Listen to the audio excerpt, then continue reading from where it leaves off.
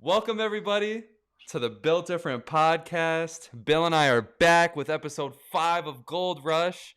And man, I say it every week, I'll say it again. Football is exciting. This season is a mess, and I am happy. We're getting some good football, we're getting some messy football, we're getting everything that we could possibly ask for. Bill, why don't you kick us off with some good old agenda setting, and let's get right into it, man. I'm Sounds good. excited. And I couldn't agree more to start things off. This has been an awesome season for all the right reasons and all the wrong reasons. So looking forward to what we've got in store to wrap this thing up. There's 4 weeks left in the regular season, and I can't believe we're here already. But let's take a look at today's show. So we're going to start off just recapping what went down in week 14. We had a lot that went down. So going to kind of fly through that. We will talk playoffs today. We're going to talk plenty of playoffs today. Really, that's what sets the scene for what we've got going on in week 15. We're going to look at some playoff implications, some scenarios, and we're going to take a look at the remaining schedule for some of those teams that are fighting for some spots. Then, of course, we'll get into Bill's block. We'll take a look at some daily fantasy lineup. We'll also take a look at the 5 and 5 for both Tom and myself. We'll hit Tom's intuition, of course, and we'll wrap things up with the money line bets, the touchdown scores, as well as little bonus action. Yes, sir. And here we are. So we predicted it last week. We predicted what the game of the week would be. We were correct. The Detroit Lions and the Minnesota Vikings did not fail to deliver. We sat here and we got clowned a little bit on TikTok because we released a short and we were saying, we don't know why the Lions are favored, but the Vikings are going to win. We don't know why. And the Yeah, Lions won. listen, when you see a line that's set so incorrectly, right, you gotta figure out, is there a good reason for it? Is there an injury? Is there weather? Is there something that should create that? If there's not, there's nothing that obvious. Just trust. Vegas knows something that you do not. Shout out And to you roll Jared with Goff. that. And you roll with that. Vegas knew something about what Jared Goff ate for breakfast that day. I don't know what it is that Vegas knew. I still don't, even after watching the game. I don't really see exactly what it was, but frankly, Detroit looked like the better team throughout the day. And Justin Jefferson was a monster, but it didn't matter. It was the Detroit Lions juggernaut offense that just outpaced them from start to finish. Yeah, and I feel like it was I think the stars were perfectly aligned. I mean, one can say, realistically, I don't know why the line was the way it was cuz I felt the same way too.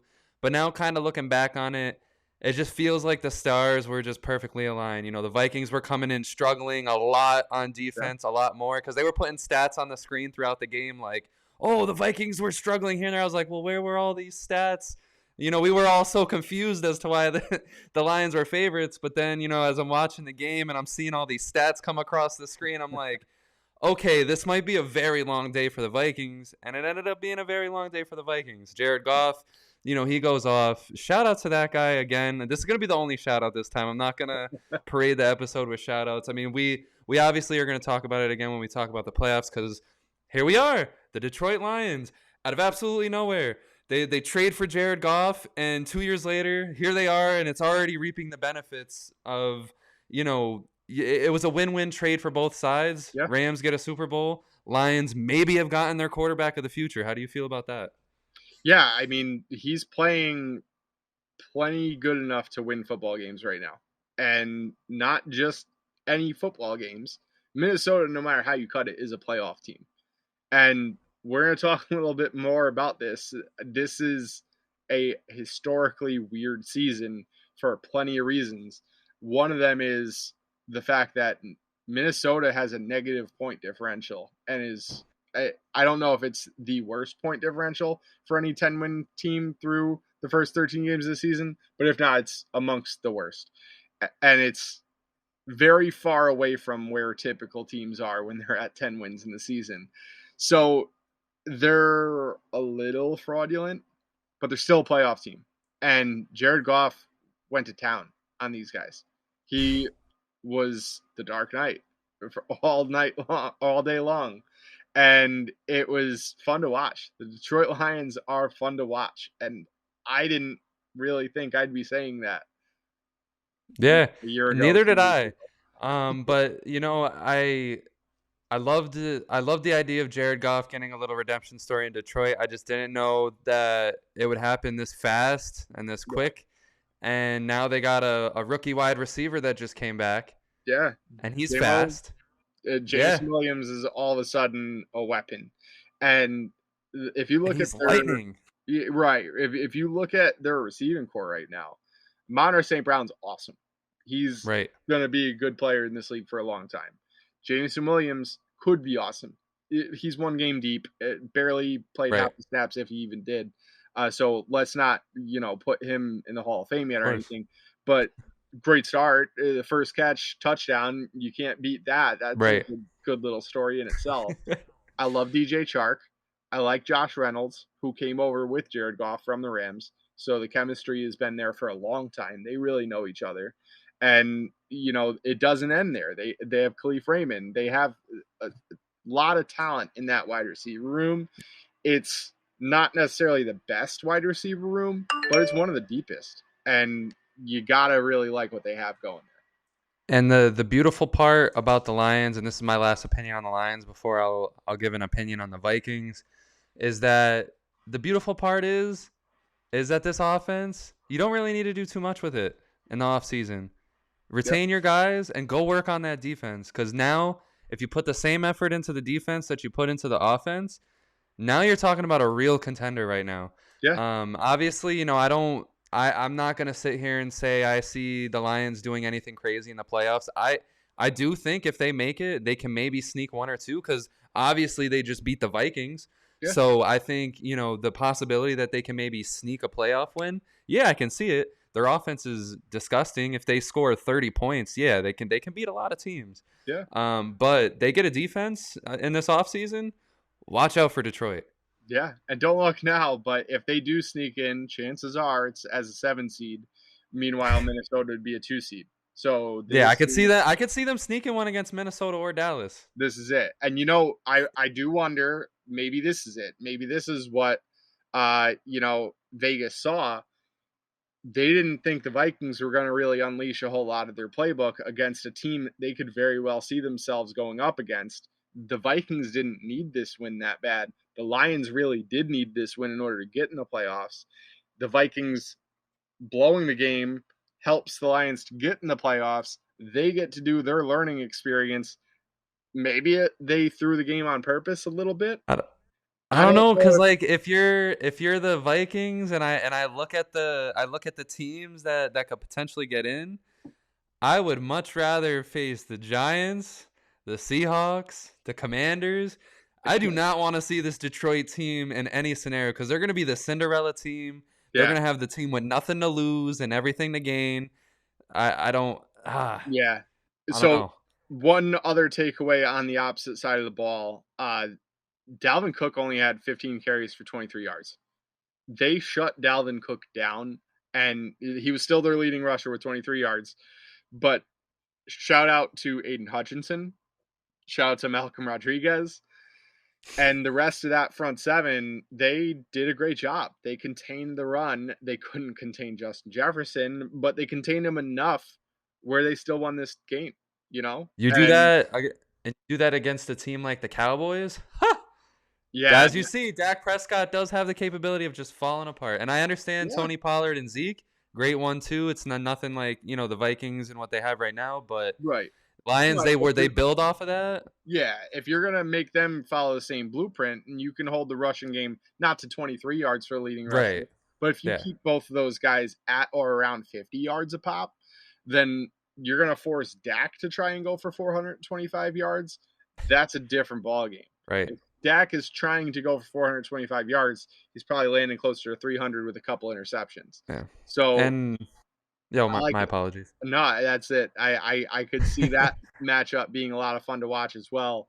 But I don't think the Lions are going to run rampant over the Cowboys defense either. Oh, for sure. That's For sure. Yeah.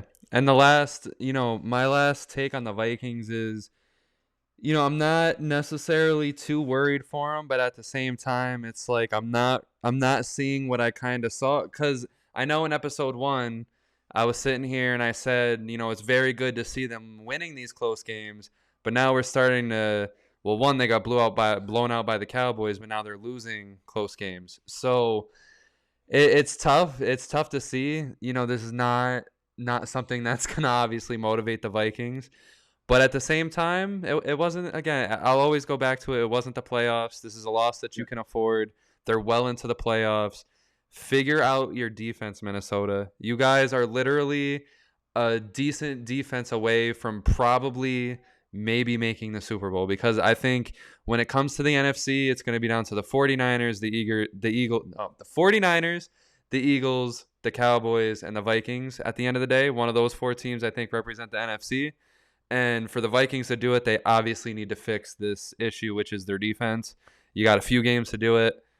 Get it done, and you guys probably have a Super Bowl team, because, again, I'm an Eagles fan, and inexperience could kill them. With the Cowboys, they're the Cowboys, and with the 49ers, again, Brock Purdy, I'm unsure. But give us a lead into Brock Purdy, because you were huge on Brock Purdy last week. Yeah, listen, that was pretty good. So I liked what I saw, and it's hard not to. That didn't look like the stuff of the last pick of the draft, and he turned Mr. Irrelevant into Mr. Relevant pretty quickly there. I think this tells us less about Brock Purdy and more about how right most people were about Jimmy Garoppolo not being all that good, not being all that important to this team. And that's why they had no problem benching him for Trey Lance, an upstart, raw talent guy that didn't look like he was there yet at the beginning of the year, but they didn't need him to be there yet because they were going to win games anyway. It's a good team no matter who you have behind the center. And Brock Purdy is just a lottery winner getting drafted to this squad and then having a couple guys go down in front of him and starting to play meaningful football. So I think it tells me a lot about Jimmy G, but also a lot about how stacked this 49ers team is. And they, as we speak right now, they're kind of laying it to the Seahawks so far in the first half at least. Looks pretty lopsided statistically and ultimately scores 14-3. It's still a lot of football left to play, but I think 49ers are an absolute force. Yeah. I'm going to disagree with everything you said about Jimmy Garoppolo respectfully. I still think this guy got talent. He's a winner. He knows how to win Patriots way. But yeah, I mean, I'm starting to realize it really doesn't really matter who you put into the quarterback of the 49ers. It's just a really good team. I'm almost at the point where I kind of want to see Nathan Peterman run the ship here in San Fran, just to see a winning team with Nathan Peterman. But yeah, I mean, with the 49ers, it was good to see. It's tough to see Tom Brady lose like this. I really don't. I want this guy to retire, but I don't want him to retire. It's tough seeing it. It's tough seeing the best guy to ever play football get beaten the way he's getting beaten in some of these games. But at the same time, it's also nice seeing him, with those dinky little game-winning drives at the end of some of these games at the same time. So, my official. I don't think he's done yet. I think Tom Brady's going to have a little bit more to show at the end of this year. I agree, and I've been saying it all year, man. I think it still feels Brady-ish. It still feels like it's almost like set up to where we all count out Brady. Yeah, and then here comes Brady out of nowhere. The only issue is Tom Brady has always had, if not a great offensive line, at least a solid one. And this is a bad offensive line. They are not doing anything. And for him to still be fully healthy is very incredible to me. It's a shock, and I don't know if it can last. I hope it does, because I want to see a little bit more of the Brady magic. I think we're going to get at least one or two. I don't know if it's going to be just to squeak into the playoffs or if it's going to be them taking down the Cowboys on Wild Card Weekend. But I do think we're going to see Brady magic in one way or another. Yeah. And my final opinion on the 49ers for right now, because I'm I can imagine we're not going to go too far into the 49ers when we talk the playoff picture because they're definitely in. I don't see the 49ers going well, I mean, I could see them going deep because of their talent, but at the same time, my issue with the 49ers is their injuries, man. It's every single year. I don't know what they got to do. I don't know if they got to sell their soul to the Illuminati. I don't know if they got to kill a couple goats. I don't know what they got to do, but the 49ers need to find some health. It feels like every single year for the past several years, even back to the Colin Kaepernick days, like this team has just lacked health. And that's the only thing that has ever held this team back was health. It's never been the talent. It's never been any of that. It's just been health. Because even that the year that they made the Super Bowl, recent, it was just a beat up team that got to the end. Yeah. And now right now it's like they have the best team that I think that they've put on that field, even with Brock Purdy as the quarterback. And it's health because now Debo's gone for the next 3 weeks, and we don't know if we're even going to get a healthy Debo for the playoffs. We're still going to cross our fingers that McCaffrey gets there safely because Debo's out now. A lot of pressure is going to go on McCaffrey. So that's a little scary for me. So 49ers, pray you guys get to the playoffs safely. Yeah. And Debo, ultimately, that was scarier than what it turned out to be. But hopefully it is just a 3-week thing and he's back in action. Playoffs are a lot more fun when everybody's full strength. So for sure, I do want to see that. But moving forward, I know there was one other quarterback performance that you wanted to discuss, and it was not Brock Purdy, it was not Jared Goff, but somebody else had a pretty knockout performance. Who you got? It was a knockout performance indeed because it knocked me right off of my high horse. So Baker Mayfield, man. First and foremost, I'm not too salty, right? Because I love Baker Mayfield. I love the story. I love that it was Baker Mayfield. But the Raiders, what the fuck? What the fucking Raiders?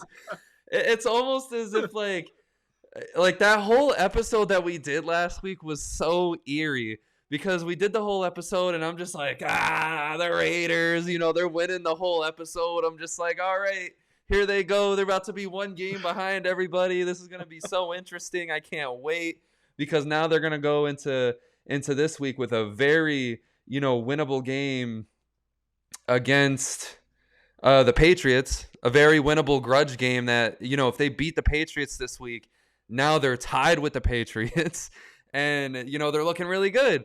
So that's all gone. Now they're going to have to win some crazy scenario to get into the playoffs, if that's even a thing. I'm going to ride with it to the end, not as heavy as I was last week, because I was basically yelling at the top of my lungs, like, who's going to stop him, Bill? And it was Baker Mayfield that very night, literally like 5 to 10 minutes after we ended the podcast. But nonetheless, I'm very happy for Baker Mayfield. I'm here to apologize to the world about the Raiders. Sorry that, again, you guys believed in the Raiders for whatever reason. I'm sorry that I believed in the Raiders for whatever reason. But they let us all down again for the 50th time in the past, 15 years. It is what it is. But with Baker Mayfield, what I really want to say is huge. And it's like what a change of scenery can do because, let's face some facts here. The Cleveland Browns also had nothing of a team, right? The Panthers had nothing of a team. And both teams, we can agree, very toxic. The Panthers have no fucking idea what the direction of their team is. And the Browns are the Browns. Yeah. They had a good quarterback in Mayfield. They had a good team going around him. And they completely threw that away to get Deshaun Watson. And whatever happens there happens. But he had nothing with the Rams. And he had that big comeback win. And they need all of that so that, their pick that they're giving away to the Lions is not the best pick that they could possibly give them. So huge for Baker, huge for his career. He needed to show that he could still win games, and he won this game with almost absolutely nothing, and it came down to almost the last play against a team that, had it in the bag at the 2-yard line. They're dancing on the field. They're the Raiders. Oh, God damn, you idiots. But they're dancing on the field. They had it, and they lost it. Baker Mayfield, shout out to you, man. You deserve this. You are the built different guy of the week. If we have one, shout out to Baker Mayfield. We have one now. And I want to just kind of paint a picture of how exactly my timeline of events happened last week. We get done recording this podcast. I go upstairs. I get in my bed. I flip on Amazon Prime. It says game final, Rams 17, Raiders 16. And I audibly laughed, woke my girlfriend up laughing because the Raiders lost. And then I had to look at the highlights and how the hell it happened. And then my wheels are spinning and spinning. What does this mean for the Rams? First, I had to, text and make fun of you. But then Yeah, because my text was like, "Are you I got fucking kidding me?" then I got to thinking, what does this mean for the Rams? And what's their future look like? So Matt Stafford has had trouble staying healthy a good chunk of his career. He's banged up and old now. So does he bounce back stronger next year than he was this year? Probably not. So if you're the Rams and you're Sean McVay, who do you want at the helm now? Who do you want to quarterback the Rams moving forward? Also, what happens if you give Baker Mayfield a Cooper Kupp? Can he be serviceable then? I feel like I could be serviceable with Cooper Kupp. But it is Baker Mayfield. We don't know what we have in Baker Mayfield because of such train wreck situations that he's been in through the course of his career, just like you just defined. So I think the Rams, being that they don't have any draft picks for the next 14 years, they have to roll with Baker. He's the only chance that they have at a future in the quarterback position. And you also have to see what you have with Tutu Atwell, with Van Jefferson, with Cooper Kupp in that offense. Tyler Higbee is another guy. Like, they have the offensive weaponry. They need to rebuild on offensive line, but you can find at least pieces later in the draft. They still have second rounders, I'm pretty sure. I don't know how many, but they have a like day 2 of the draft still that they could try to piece something together with. So the Rams might be okay with Baker. And, they've got him on contract. They had to claim the whole contract. You don't just get to claim somebody off waivers and take them for a week. They're going to see what they have in them. So I'm not super familiar with how long he's got left on the contract and everything, but I can't imagine he was with the Panthers on a 1 year. So I do trust that they're going to have him on the team next year.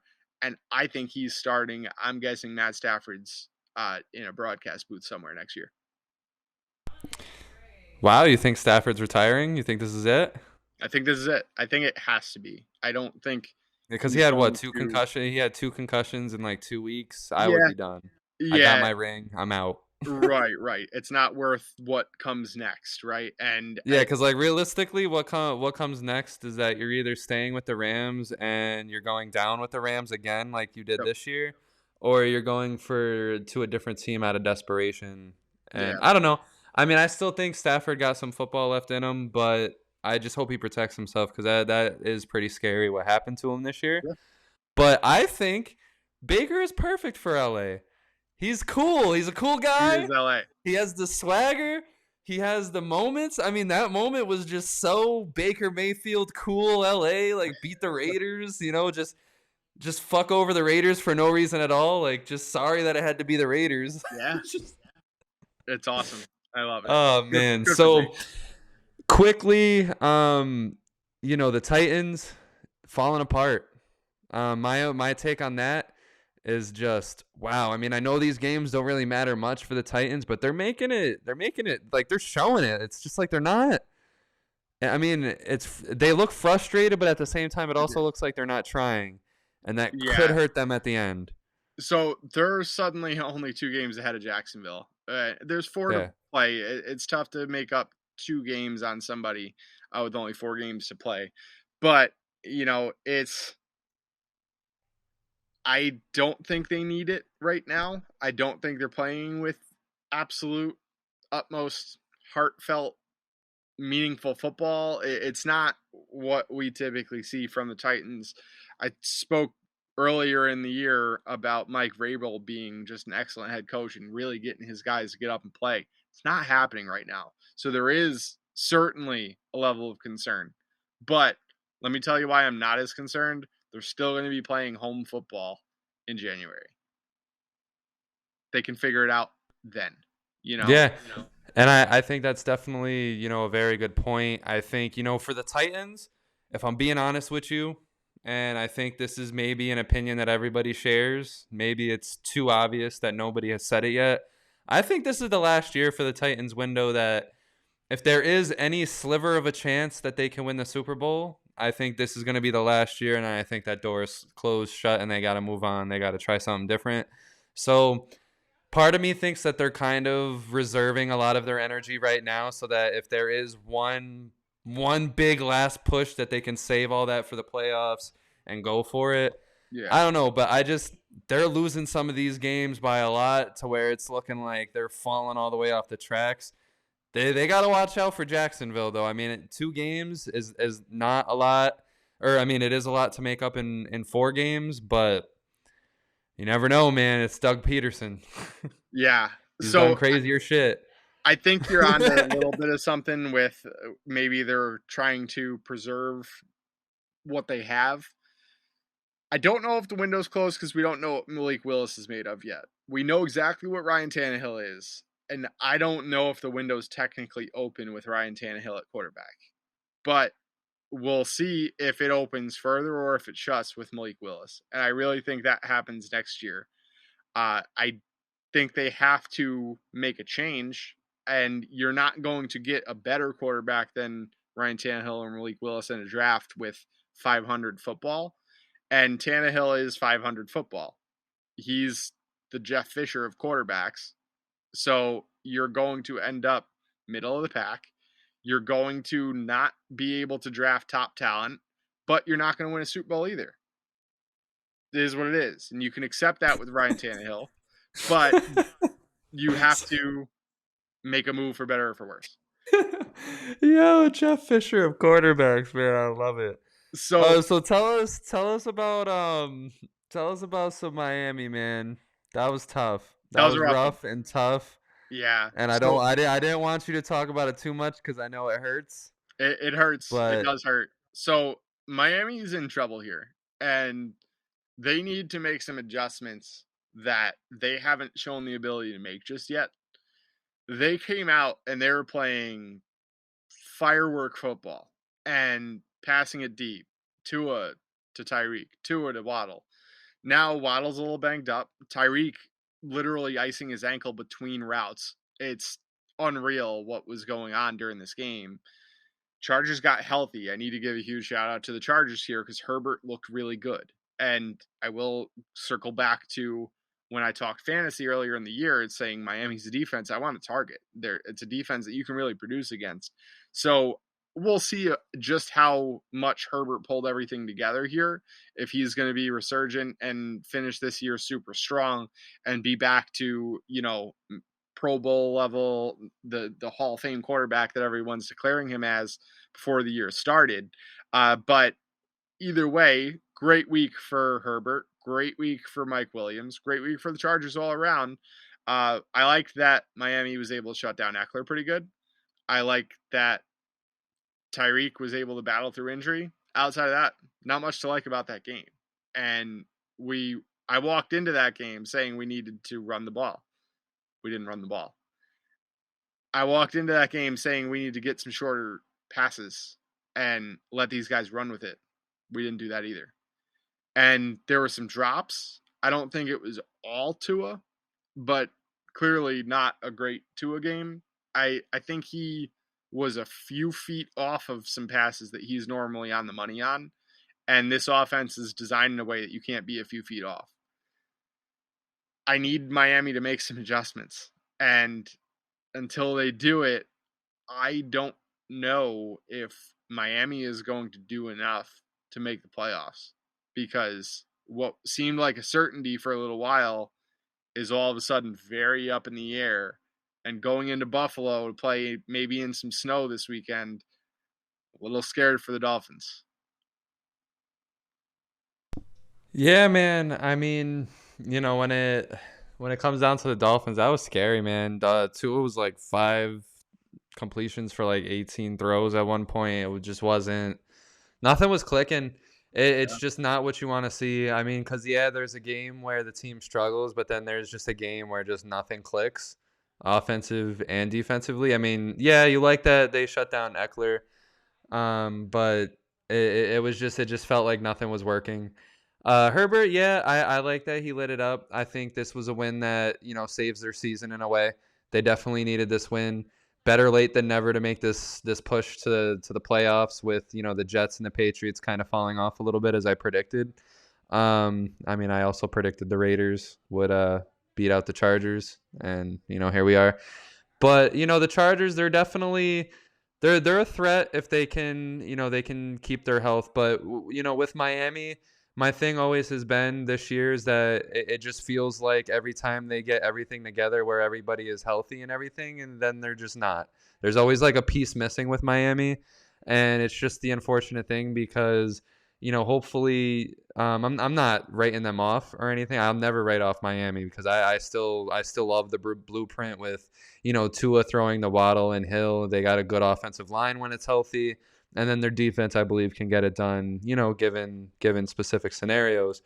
But going into next year, I think they're gonna have to focus on health, and then maybe having better backups for some of these guys, because when some of these guys like Armstead go down, it's just such an obviously big hole that it just sucks the life out of the team, Yeah. and you can't have that. And then the same Yeah. the same thing, with Waddle and Hill banged up, Tua shouldn't look this bad.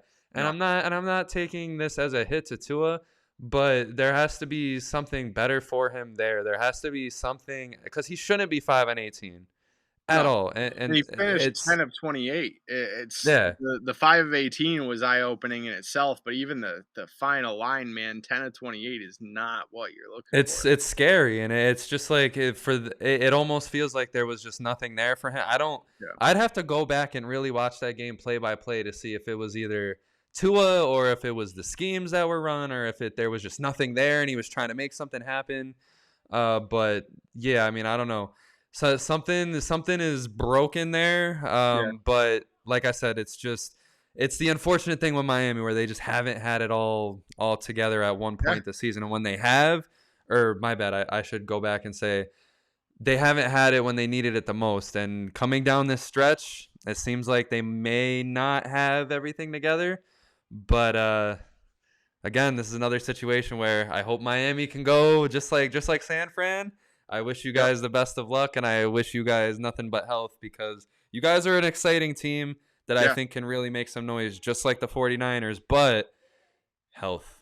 Right, right. And you make a great point with Teron Armstead. He was available to play at least against the Chargers, but man, now he's got three different injuries. I know it's a toe, I believe it's a knee, and something upper body as well.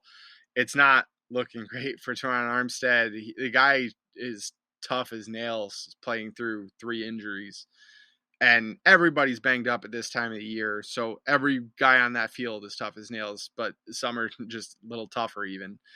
But a banged up Teron Armstead, certainly better than what the backup is, just still isn't really getting the ground game going the way we need it to. And that's something that we need to commit to, and we need to make it work because we need some damn linebackers back in the box. They were dropping linebackers about 18 yards deep, just like San Fran was.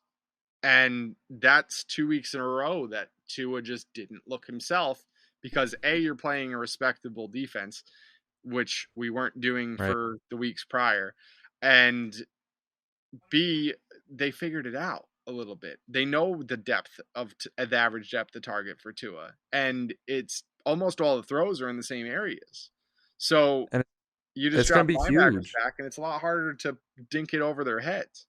And I don't understand how Miami isn't getting this running game together because you have Tyreek and Waddle. Yes, they're banged up, of course. They're gonna be banged up. It's the NFL season, and they're fast, Yeah, incredible athletes that teams are targeting when they tackle. They're targeting them in ways to hurt them. It is what it is. It's the NFL way. Yeah. But when you're not running the ball and you're also not throwing the ball short, it's Yeah. and your receivers are deep receivers. I just That creates a lot of it's 3 and outs, yeah. or at least maybe 1 first down and then 3 plays and out. Especially when Tua was looking like he was about to be one of the best game managers that NFL has ever seen. Right, right. So it's just strange. But then also, why can't you run the ball when there are linebackers 18 yards down the field? I Right. haven't seen a single halfback draw yet. Not one. Not even by accident. It's the play that you call against that. And I'm Easy first down. right. And Yeah. I'm calling this from my Madden playbook. I don't understand why Mike McDaniel, a very, very smart coach, is not finding these in-game adjustments, especially with the running game that San Francisco had last year with the same running backs. Yeah. We have Jeff Wilson and Raheem Mostert. The only guy we don't have is Deebo Samuel. But guess what? We have other receivers that are capable. We have guys. I love you. I love your guys' running core. I believe, like, I'm not saying it's a top 3 running core, but it's something that can do 2 things that you need done up the middle, outside. So yeah, I'm not saying that it should be the best, but it should be sufficient, and it's not right now. Sufficient enough to be used. Right. So let's start there, and then we'll see. We've got big game in Buffalo this week. That's an exciting one. Miami's practicing in a dome with the AC blasting as hard as it can go to try and replicate snowy conditions. A brisk 50 degrees inside the practice dome, and we're probably looking at 35 or so. It's not going to be absolutely I don't know. 0 out there, but it's going to be a little different than playing in Miami. It's going to be a fun one for you, Bill. Yeah, it's going to be it should be interesting. I hope there's still some football that I would like to be watching come the second half. I also love that it's on Saturday. Saturday football is awesome. I think we should have one game flex to Saturday a lot more frequently throughout the year. I know it steps on college football's toes a bit, but hey, some people are only going to watch NFL and not college anyway. I'd like to see a little bit more NFL Saturdays. I'm not going to lie. College to football sometimes can be tough for me to watch. It depends who it is. Those high-scoring games are rough sometimes. Yeah, and if you're an under better, those can get really rough. But college football is also some of the most exciting football there is too at times. So pros and cons. Yeah. But I want Saturday football either way. My final shout out for Week 14 before we move on is shout out to the Eagles. I'm becoming more and more of a believer every week. This team looks great. Jalen Hurts is running away as MVP in my opinion. I think he's creating some separation between him and Patty Mahomes. Mahomes having a very stellar season, don't get me wrong, but now the Eagles are, I believe, now 12-1, which is ridiculous, and it's insane that not only is Jalen Hurts playing the best football of his life, but Miles Sanders, someone that struggled in this Eagles system last year, and something that Eagles fans were outcrying and begging. Like, it's kind of like what you're going through now. Eagles fans were begging the Eagles to use the running game last year and thought that it was the missing piece. Like, the Eagles' missing piece last year of being something more than just a bottom playoff team was figuring out the running game. Seems like they've done that this year because these random 100-yard outbursts from Miles Sanders are ridiculous compared to everything else that's going on because we have the receivers are going off. The Jalen Hurts is going off. The defense is great. The special teams is even like doing special things. I love it. I'm sold. Dilly. The Eagles train is full steam ahead. I still have my reservations because I'm an Eagles fan, so I have doubt in my head placed, but you know what? I'm here for it. And listen, the most encouraging thing to me is this past week, there are 2 milestones that got hit. Number 1, Miles Sanders, 1,000-yard rusher on the season. It's up to 1,068 yards. First running back for the Eagles to hit 1,000 yards since 2014. A.J. Brown also hit 1,000 yards. First wide receiver to hit 1,000 yards in Philly since 2014. So you mean to tell me that the Eagles, who have been solid since 2014, haven't had either a running back or a wide receiver go over 1,000 yards? Nope. I just want to remind you that over the course of a 16-game season, which it's been for almost all of that, over the course of a 16-game season, to get to 1,000 yards, you only need to average 62.5 yards a game. Nobody's done that. Nobody. And the Eagles are still playing winning football over that span. So now, and that's why that before that has been able to do what they've done without that, and you have a real true blue wide receiver one and a real true blue running back one, plus obviously a huge improvement at quarterback.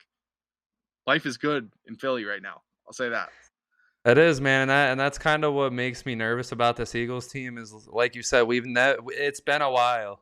It's been a while since we've had a Deshaun Jackson capable wide receiver, or we've had a Shady capable running back.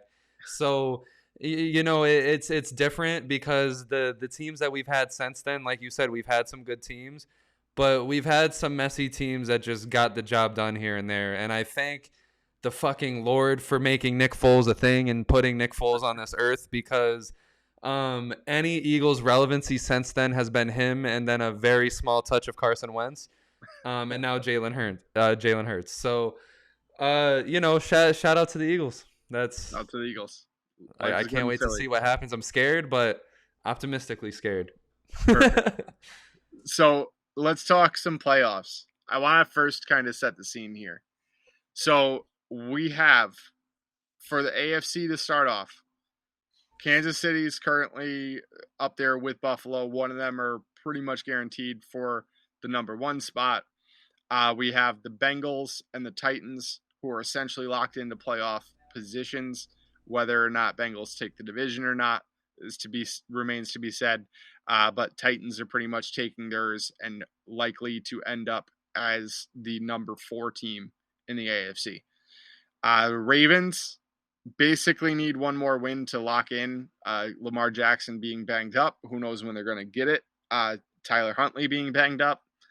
More of a question mark as to when they're going to get that win.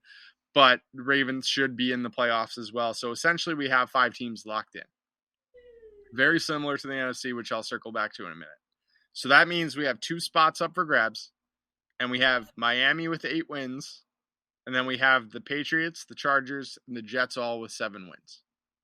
With only 4 games left in the season, might be time to kiss the Raiders goodnight, as well as the rest of the AFC, realistically. So really, we want to figure out of those 4 teams, Miami, New England, LA Chargers, New York Jets, which 2 of those are going to get in?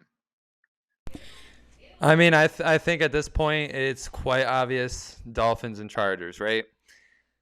What scares me a little bit is that the Dolphins, they are going to go from playing the Bills, then they're going to go on and play Aaron Rodgers, who's probably going to be high off his ass on shrooms with nothing to lose at this point.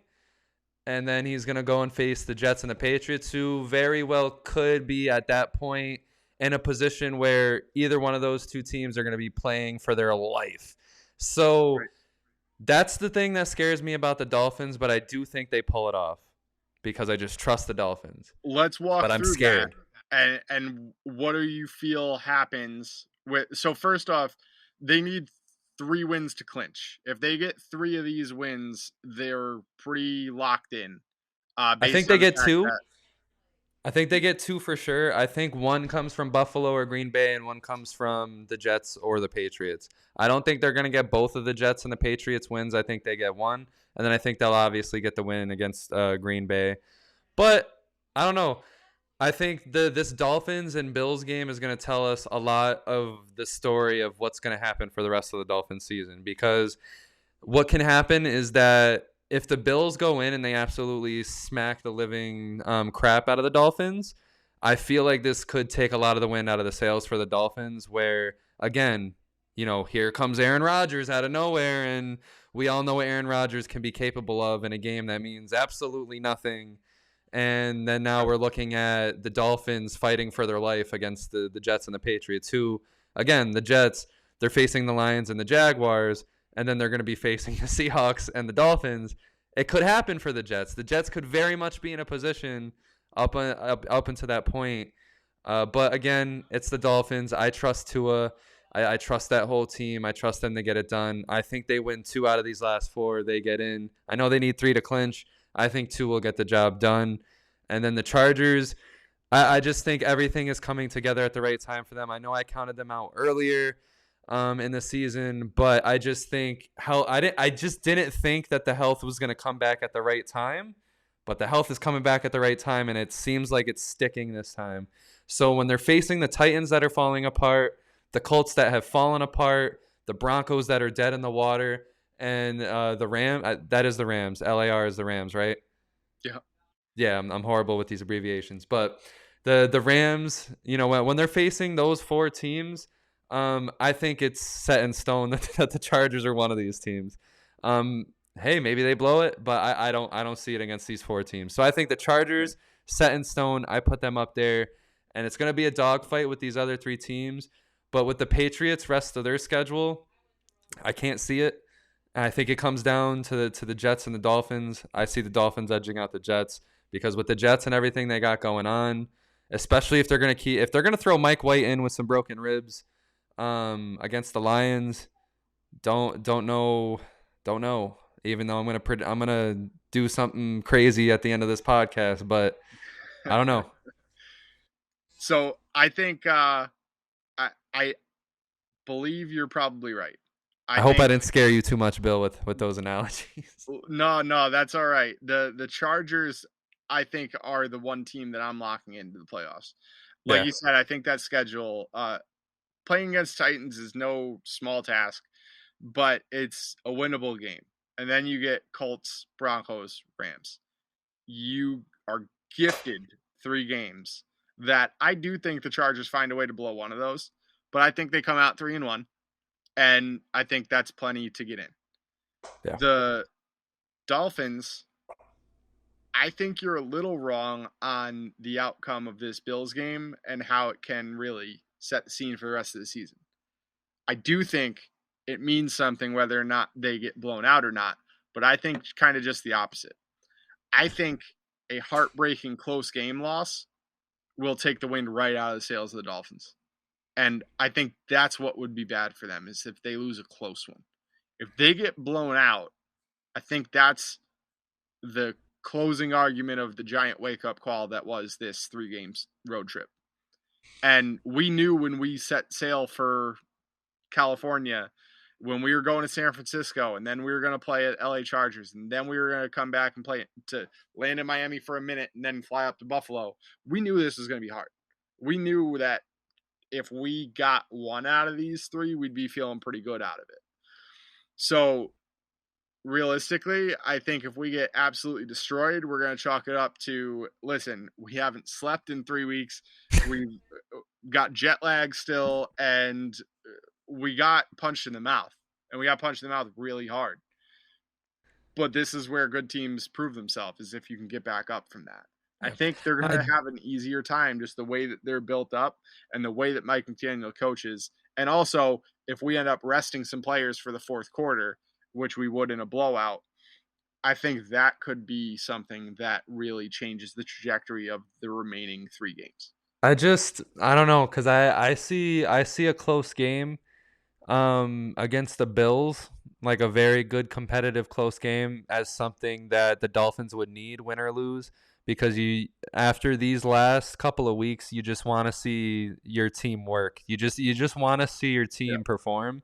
And if it is a close loss, at the very least, you have a couple of adjustments to make against a team like the Bills if you see them in the playoffs. And at the same time, I just think a blowout is just like, damn. Yeah. I mean, either way, I think a loss is horrible. Now that I'm thinking about it, I think a loss to the Bills right here is just horrible. Yeah. And I'm not saying must win, because, again, it's the Jets and the Patriots we're talking about here. But Ooh, Yeah, it's getting exciting, Bill. it's It's getting very getting exciting. exciting. So the other side of this is the Patriots, who we play in the second to last game. We've played spoiler to them a bunch of times, so Bill Belichick is not gonna shy away from bringing his A game and really putting in the extra work to try and beat us. And then the Jets game, I think, in looking at the Jets schedule, who the Jets play the Lions, the Jaguars, the Seahawks, and the Dolphins. Frankly, those are 4 winnable games. The Jets have the defense to stop the Lions, to stop the Jags, to stop the Seahawks, and be riding a 3-game win streak into Miami. So, meaning if Miami doesn't win 2 out of those other 3, they'll already be ahead of the Dolphins. But if they're tied up with the Dolphins going into week 18, then all of a sudden this might be flexed to Sunday Night Football in week 18 and might be a play-in game between the Dolphins and Jets. So that's something that's very realistic possibility. The Pats, I agree, have the hardest schedule. They're against the Raiders, the Bengals, the Dolphins, and the Bills. I think the Patriots are dead in the water, but they'd love to play spoiler. So I think it's going to be really interesting for the AFC the rest of the way. I don't know. I see the Patriots losing the next 2. I could see it. Well, not against the Raiders. I don't see that one. I know you do, but I hope that's in your money line ticket later on. But we'll circle into that in a little while. But let's jump over to the NFC to similarly set the scene. We have the Eagles up top, Minnesota and the 49ers to follow, Cowboys up there in the record, but being in the same division, they're largely locked into the top wild card spot. And then we have the absolute shit show that is the NFC South. We don't need to really talk a whole lot about that, but we do feel the Bucs are probably going to pull out of that. Now, basically 5 teams locked in since somebody from the NFC South has to get in. And then we have 4 teams fighting for 2 spots. So very similarly, we have the Washington Commanders and the New York Giants both at 7-5-1, thanks to a tie on Sunday Night Football. And we have the Seattle Seahawks at 7-6, the Lions at 6-7. Looks like Seattle is well on their way to 7-7, which is going to put the Lions half a game behind, and Washington Giants each a game and a half ahead. So the Lions, baby! I didn't even realize they were getting this handed to them. Holy shit! Listen, sorry, I didn't mean to react like that, but wow, I didn't realize that. They're still gonna have to climb above either the Commanders or the Giants, who do play each other. So one of these teams, in theory, are going to end up with their 6th loss. But maybe they tie again. That would be wild. But in theory, one of them is going to end up with a 6th loss, which would only put them pretty much a game behind, should they be 7-6-1. It's really a half game behind if the Lions win and one of those guys lose. So it's very much within reach, but we'll take a look at schedules first here and then let me know who you've got taking these top 2 spots. I mean, Washington and the Giants play each other. So, of course, Washington's first game is against the Giants. Then they have Niners, Browns, and Cowboys. Tough slate for the Commanders. The Giants have Washington, of course, and they have Vikings, Colts, and Eagles. 3 out of 4 are tough games. Seattle's got Niners, Chiefs, Jets, and Rams. 2.5 of those are very tough. Rams, less tough. Detroit has the Jets, the Panthers, the Bears, and the Packers. They have about a half a tough game on their schedule. So, you're telling me the Lions, who started off... I love it. I love it. I mean, shout out to Detroit and Jared Goff, man. I love it. I didn't know they were in a position like this. Are they out 1 game or 2 games right now from a playoff spot? So it's game and a half technically with that tie. It's the weird tie, but okay. So I don't know. So when I go down the list, the Commanders, that is tough for them. I Yeah, think, wow, a lot of this is going to depend on, I think I'm crossing off the Seahawks. Them losing to the 49ers and the way they're losing right now, that has to hurt, especially now that they're going to have to face the Chiefs. Then they're going to have to face a Jets who are fighting for the same exact thing. And I like the Jets way more as a team than I like the Seahawks. And then, yeah, I mean, they'll have a winnable game against the Rams, but by then it should be too late. So that leaves me with three teams. So, I mean, everything in me wants to say that it's going to be the Commanders and Giants, but then I look at this Lions schedule and then I look at the Commanders schedule. How do the Commanders come out of this alive? I yep. think a lot of this is going to depend on what happens in this game against the Commanders and Giants. Because I believe if the Commanders win, they can effectively save their season. But if the Giants win, I think they're going to knock the Commanders right out because, again, I don't think the Commanders can beat the 49ers or the Cowboys, let alone they're going to struggle against the Browns. So, I yeah. could absolutely see Lions. whoever loses out of the Commanders and the Giants, I could see them losing out. Yeah. And their saving grace is they're currently ahead of the Seahawks and the Lions. So I'm going to go Giants and Lions. I'm going, oh man. So I came in here. I had everything scripted to say Commanders and Lions. Because I do think the Commanders are going to take this game. Mm-hmm. But man, the Giants could take that Colts win to gain that back. I think they'll take the Colts and the Eagles win.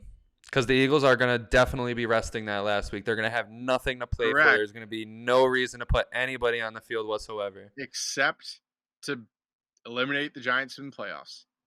And yeah, but I mean, at the same time, with what's at stake as well, they're injured all over the place. Yeah, so but like with what's or the Giants backups. Yeah, I trust the Giants backups and what they have because I mean they've gotten this far, right? I mean they've gotten to the point where we're discussing if they're going to make the playoffs or not, which is they got it is far, for what it is. They barely got this far. So I want to remind you of the streak that they're currently on. So the Giants started Can we cancel all of them besides the Lions and just throw the Packers in to see like Aaron Rodgers fall on his face? I would love to see that. So the Giants' last actual win, was against the Texans. Prior to that, against the Jaguars, and so their last win, aside from the Texans, was in October. And here we are approaching Christmas. God, man. The Giants are cold as ice. You almost make me want to go Seahawks and Lions here because, like, when it comes to these three teams, when it comes to the Commanders, the Giants, and the Seahawks, I feel like they're all about to lose a lot of these games. But if there's one thing I trust out of any of these three teams, it's either Tyler Heinicke or Pete Carroll. And I just feel like if there's one thing I trust the most, it's Pete Carroll to somehow figure his way into the playoffs with Geno Smith more than I would trust the Commanders and Giants, who literally fucking tied a couple weeks ago. So my final verdict, I am going Commanders and Lions because really I think I think we're gonna come to an agreement here. I mean, I don't like the schedule that the Commanders have for the rest of the year, but I feel like they're gonna get it done. I'm gonna agree with you and say that they're gonna beat the Giants. And then I think they're going to pull an upset on either the 49ers or the Cowboys and also beat the Browns. Tyler Heinicke got it in them.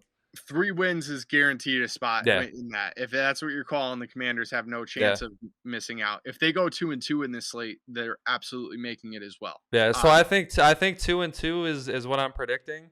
But at the same time, I also can see 3-1 with an upset win over the Cowboys or the 49ers.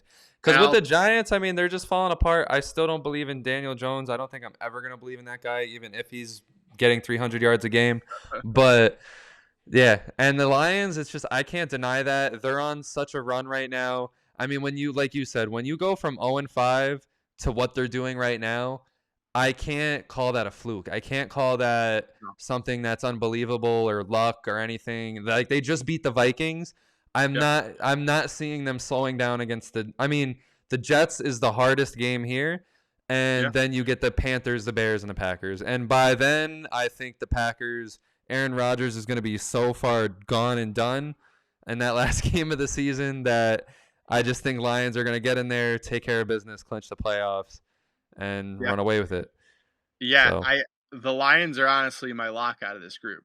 And which is I crazy. love to say that. This is like, did you think though, going into this fucking season, that we were gonna argue the last 2 playoff spots to be down to the Commanders, the Giants, the Seahawks, and the Lions?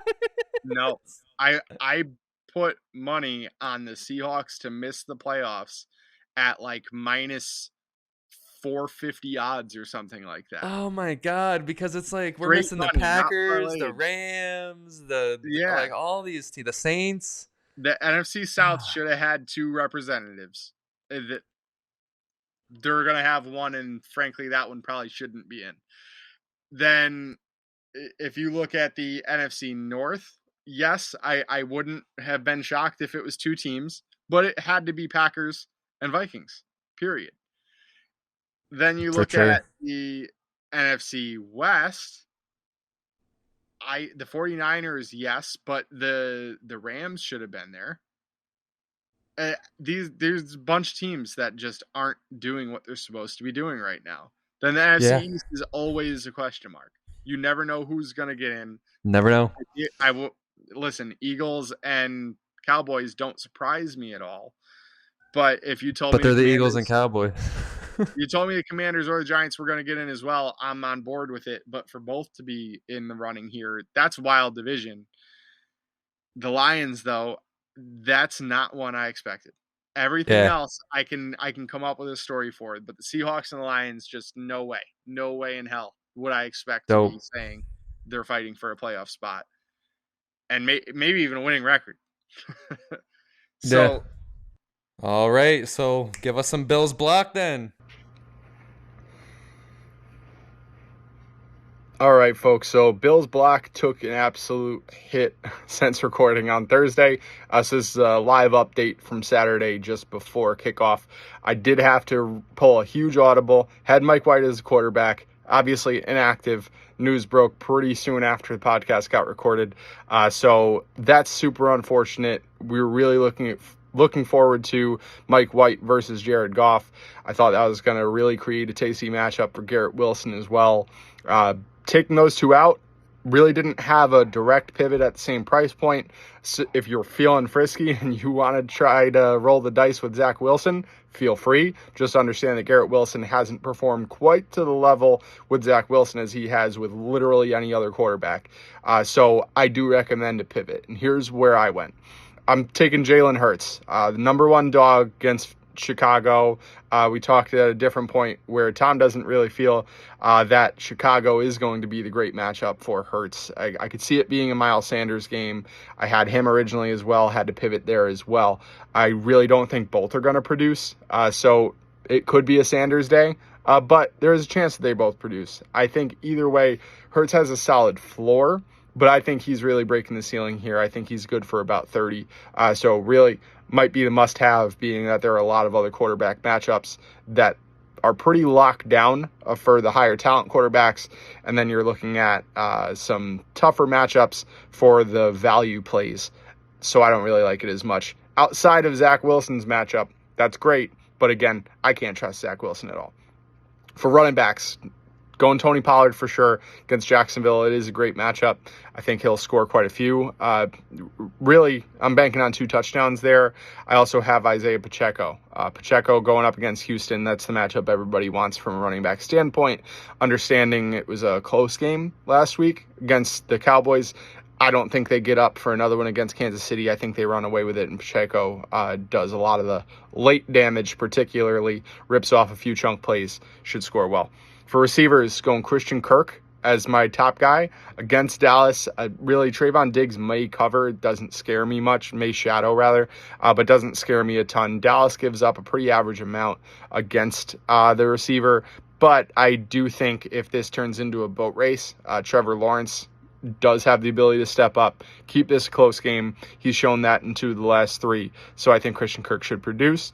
I like Drake London. I think Desmond Ridder is a much better fit for his skill set than Marcus Mariota. So I think we see Drake London start to become what he's really capable of. And then I have Chris Moore. Chris Moore against Kansas City. Again, if Kansas City does really pull out ahead and Pacheco produces, game script will cause Davis Mills to chuck the ball a lot. And Chris Moore is shown to be his favorite guy with Brandon Cooks out. For tight end, went value. I'm going with Chig Okonkwo. This is starting to become a household name that some people can now pronounce. But Chig has definitely performed over the last few weeks, becoming one of Tannehill's favorite targets. This guy's built more like a wide receiver than a tight end, and there's not many receivers in Tennessee. So ultimately, Okonkwo should have a decent target share. My number one play landed in the flex here is Mike Williams. Mike Williams against Tennessee, that secondary is awful. And Justin Herbert absolutely loves having his guy back. Mike Williams should slaughter today. Then for defense, I've got Chicago as my target. I'm running with Philly.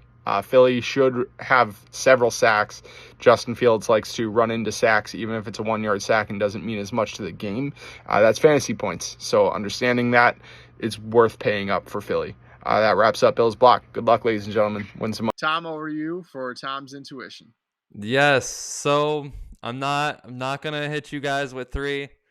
It's getting hard to come up with 3 real bullshit things now that it's funny now that I'm doing this podcast. My NFL it's more so stat and knowledge based more than my intuition. So I'm giving up a lot of my intuition, and we're gonna go with one thing. But we're gonna keep the Kyler Murray train going. And first off, I want to say absolutely sad for the guy. Real sad way, to go out this year. It was a very miserable year all around, in Arizona with Kyler Murray, everything. But to go over to, my intuition pick, I think that's his last start as a Cardinal. I think that's the last time we're going to see him on the field as a Cardinal. He's going to get a whole off season to rest, but I think if there's anything that the story is kind of screaming to me is that either A, he's going to sit out the entirety of next year and rehab his leg and then enter, free agency and get a new deal, or he's going to force a trade. Whatever the case may be, I think that was his last start as a Cardinal, and it is very unfortunate because, for Kyler, he had a very bright future in baseball. If he had chosen that route, the Athletics suck, but I do think that he had a bright future in baseball. Football was a big risk. He still got paid. He still got his millions. It is what it is. At the end of the day, he still technically chose right. But at the same time, it's just unfortunate because when you start as good as you did, you got Arizona back going when, it didn't really look like Arizona had much going for them. But they got Kyler Murray. They got the team going again. And then that's when the pressure came in. And then the media, they chewed up Kyler. They spit him right out. And unfortunately, I think the chapter is closed. But I wouldn't mind a sick redemption arc. But I think that's it because, I think Hopkins is going to end up finding his way out of Arizona because he only has in my opinion, he only has a couple of elite years left. He's not going to want to spend them in Arizona. And, the rest of the team, they're going to want to rebuild. And they're going to want to get what they can for Kyler. And Hopkins would absolutely attract some serious trade bait. So by all means, I could see that coming. It's a contract that's manageable enough. So, couple suspension type things. And I could see Hopkins on his way out. But Kyler specifically, listen, it's tough to invest in a quarterback that's coming off of an injury like that. So I don't know who else is really going to sign up for Kyler 2.0, but I could see it. I don't think things are working quite the way they expected to in Arizona. So I think a change has to be made. It's just how does that happen? And I don't want to see Kyler Murray becoming Cam Newton and finding his way out of the NFL entirely after an injury like that. But I wish the man the best. I hope that he does have a successful and quick For recovery. real. Hopefully, he is on the field, no matter who it's for next year. But I'll be watching intently either way. For sure. And to wrap up the show, we're gonna wrap this up with some good old 5-on-5. I'm gonna get it started with my team choices, but before we do that, down below are our records. It's getting good. It's getting close. It's getting hot and sweaty. We still don't have a prize or anything like that yet. You know what? Matter of fact, I'm gonna hold us to it. We will have something like that for you guys next week. We're gonna have some kind of victory bragging right kind of thing set up, because we need something to fight for here besides just bragging rights. So we'll have something set up for you guys. But I'm gonna go with my picks here. Let me pull up my phone real fast, and I'm gonna cut out the pulling up my phone. But I'm making some editing for myself now. Yeah, there we go. So I feel less bad. I know I said what I said about Jared Goff and the Lions, but I can't go against my gut. For some odd reason, I feel like the Jets are going to beat the Lions. I feel it in my gut. I feel some New York Jets shit happening, and I have the Jets beating the Lions. Don't ask me what logic I have put into that. I just see it. It's in New York. I feel it. It's just some Jets, Jets, Jets. Woo! Something's gonna happen there. Now the second game, I have the Panthers beating the Steelers. I liked what I saw out of Aaron Donald last week, and I think it's gonna be good enough to beat the Steelers because I didn't like what I saw out of the Steelers, and that's just my plain logic. I liked what I saw out of the Panthers, didn't like what I liked out of the Steelers. The line's at -2.5. Go Panthers. So I have the Buccaneers over the Bengals. Buccaneers need a win. They need it bad. Tom Brady knows it. Tampa Bay knows it. Their coaches know it. They all know it. The Bengals, they're very cool, calm, and collected. I think it's the perfect storm for Tom Brady to come and get a nice little comeback to the season, get a win. Because if they don't win here, then we're kind of going to be looking like, okay, what's going to happen here? Especially if the Panthers beat the Steelers, because then the Panthers and the Buccaneers will be tied at that point. And I just can't see that happening. I just can't. So I'm either shooting myself in the foot with these picks, and Bill's going to be ahead of me after this week, or I'm gonna look like a genius. No, but so the reason why I'm picking the Broncos over the Cardinals is because this is going to be one of those bad games that we're just going to end up love watching, that we're going to get some backup quarterbacks and everything. But overall, I think the Broncos have a better team than the Cardinals. And you know what? Maybe Russell Wilson's backup is going to do better than him. Red ripen season, baby. All right, cool. And then the Raiders, I have them beating the Patriots. I'm sticking with this Raiders train until the wheels are off, until someone looks me in the eye and says the Raiders are eliminated from playoff contention. I am still going to be here with the Raiders. I think they beat the Patriots. I think they're pissed off again, and you don't want to see the Raiders pissed off, because the issue with the Raiders is that they got comfortable with the Rams, and that's why they lost. They got comfortable. Give me your 5, Bill, because these 5, I think I'm giving you those 5 picks. I am so nervous about. I might be giving it to you, but I can see why you're nervous. And one thing you got right, you don't want to play the Raiders when they're angry, because I feel like the Raiders of all teams are the ones that might get a little stabby when they're angry. They play on emotion. Yeah, so nobody's trying to get shanked out on the field, so nobody wants to play the Raiders when they're angry. So I do have a couple that are completely head-to-head against you, as we typically end up having. So nothing aligned this week, which is good.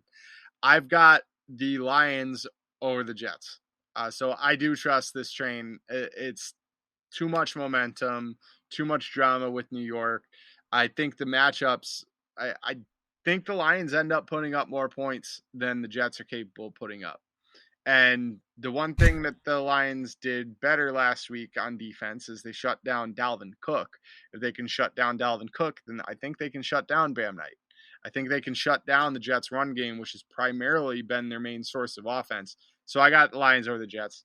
I've got the Commanders over the Giants. We both agree on that. But ultimately, it's definitely one that I have to pick because it is the honorary mention game of the week. The Titans, I've got taking down the Chargers. I think the Chargers are real high on their horse after the win over the Dolphins last week. I think they crash back down to earth.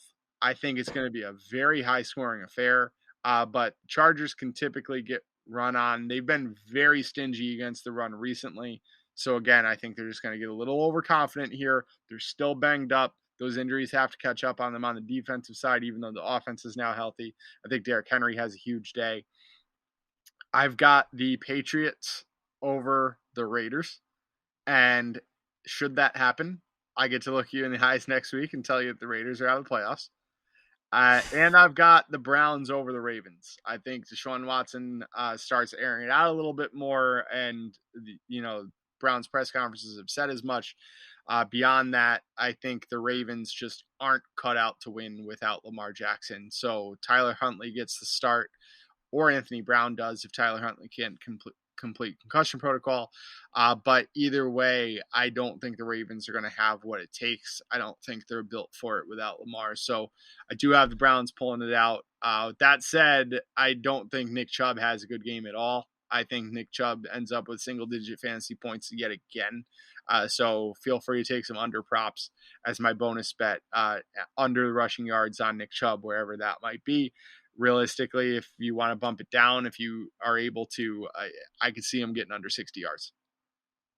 Yeah, there you go. So, with my 5 touchdown scores, I like, what you said with the Browns airing it out, because I kind of align with that.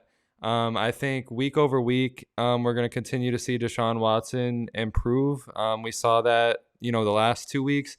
I also like the comments that are being made that Deshaun Watson, he's kind of just ignoring everything and just locking himself in and just watching his plays and, really just trying to get better and try to shake off the rust. And overall, he's just working on his game.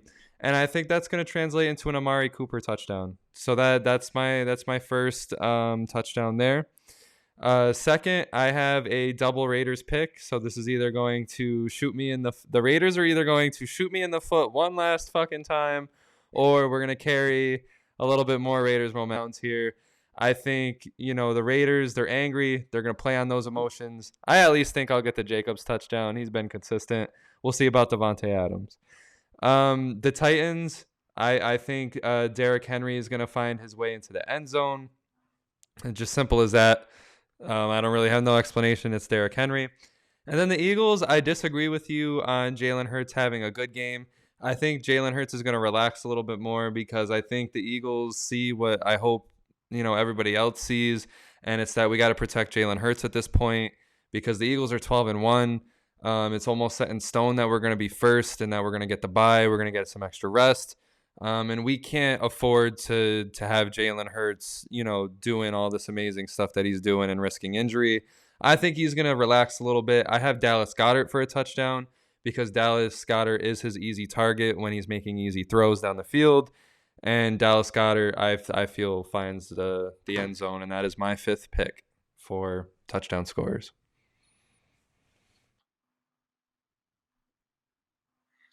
I love the Goddard take. I think that's a guy that a lot of people are going to forget about, including Vegas, when they're making these odds. So by all means, that's definitely one that I'm going to start including, but not one that I thought of. So great call there. For my 5, I've got Damian Harris destroying the Raiders. I think whoever the starting running back is for the Patriots, I do like, even if it's not Damian Harris, if you have to take one of the backups who I can't even say that I can name right now. I believe it's Pierre Strong and then the other guy. Whoever you see listed as the Patriots starting running back, feel free, lock it in, at least one touchdown. Who's your Harris, one I pick? like him for 2, being that he is hands down more talented. Okay. So I'm going with Damian Harris there if he plays. If not, feel free to lock that in as a backup is all I'm saying. For our record-keeping purposes, I'll roll with Damian Harris because I do think he plays. I also like Tony Pollard a lot this week. I could see him getting 2 touchdowns as well, but lock him in for 1. Dalton Schultz, again, against the Jaguars. It's just good matchup for a tight end. So lock him in for a touchdown. I like Mike Williams to beat the Tennessee Titans secondary at least once. These are all guys that could really go off. And then Garrett Wilson against the Lions. Wide receiver ones do quite well against the Lions, as you saw last week against Justin Jefferson. So I think he finds pay dirt as well. I really like all these. I'm pretty confident in these. I think this is at least a sweep. And if I can get 3 of these guys to double down, then I feel even better about it with the way my bankroll is going to look after. For sure. And that was our 5 on 5. Always love that. Me and Bill, it's getting competitive here because we're getting close to the playoffs. We're gonna have to do something where we predict playoff wins or something like that. But with that being said, Bill, give us a closing take. What's on the top of your head as we conclude the show? Yeah, I'm banking on a snow game on Saturday night, and we're in upstate New York, likely to be snowed in for the weekend. Looking forward to Saturday football all day long, even if the other games aren't quite as exciting. But Saturday night football is going to be a blast. Hell yeah! Several beers consumed, some wings if we can get them delivered, depending on how many inches or feet of snow we have. But I'm looking forward to seeing some serious precipitation during the Dolphins game, which is not always our friend. But I feel like we're ready for it this time. I say that we might lose 40-10. Yeah, man. I feel like I'm feeling ready. Overall, like I told you, I'm ready for these playoffs. But it's great. I love where the NFL is at because it's we're getting some really good football or we're getting some really shitty football. But the really shitty football is still really entertaining to me for some reason this year. Like the bad football is just so fun to watch still. And that's just what's making this, honestly, this might go down as like my favorite season as a football fan. But obviously besides the season that we won the Super Bowl so far. But you know what? I'm loving it. And you know what? With that, we're going to take this excitement and we're going to go take our ball and we're going to go home with it. So thank you for watching another episode of the Built Different podcast. We're episode 5 in the Gold Rush. We're loving it. We love talking your guys' ears off. Make sure you guys subscribe, sell your souls. Shout out to Belgium. Shout out to all you guys that watch us every single week. Make sure you guys have a good night. Make sure you bet accordingly because we have been money on some of this stuff that we're telling you guys. So make sure you guys are paying attention because we're making you some money. We're not making ourselves money because we're parlaying these a little bit wrong. But if you guys parlay them right, you will be thousandaires. We promise.